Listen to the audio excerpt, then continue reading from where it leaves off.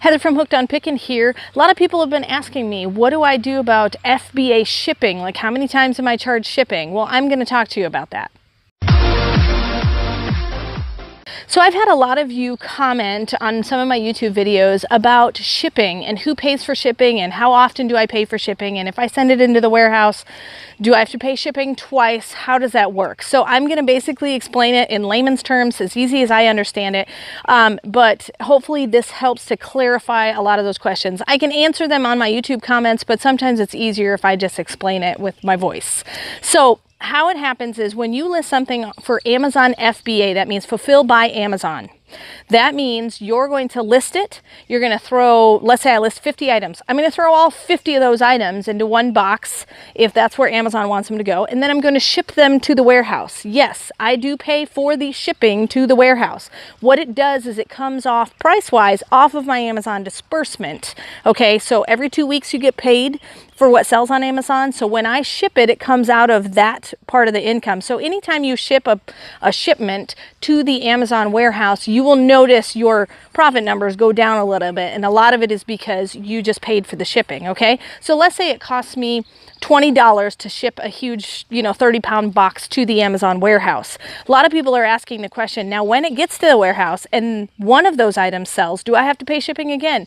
No, you do not. That is figured into your Amazon fees. So Amazon covers the shipping to the customer, because a lot of times if you've ordered from Amazon, you get 3 or 4 different items and they may not all be from the same seller.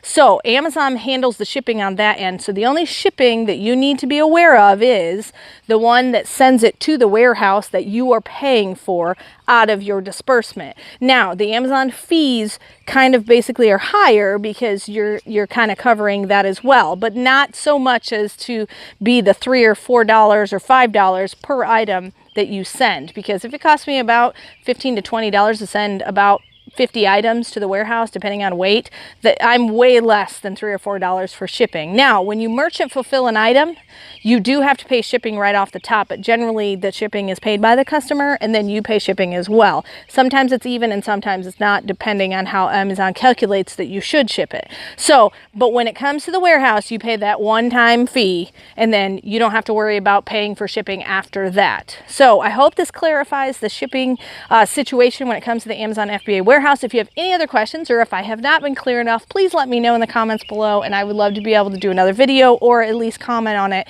to be able to clarify for you. And remember, in the end, Jesus wins. If you are looking for resources to help you resell, just click the eBay link below to purchase my Hooked on Pickin Reseller program, which I created from my 10 years of experience reselling.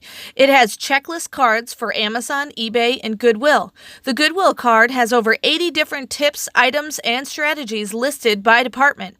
The eBay card has a 6-step guide for reselling, and the Amazon card has a 6-step guide for reselling. They are fully laminated so they can easily go anywhere without being ruined. These are a great resource to buy. Just click below. Hey, thanks for watching. I hope you learned something. If you'd like to watch more of my videos, just click on them here. And if you'd like to learn more about the reseller world, subscribe to my channel and check out my other videos. Thanks.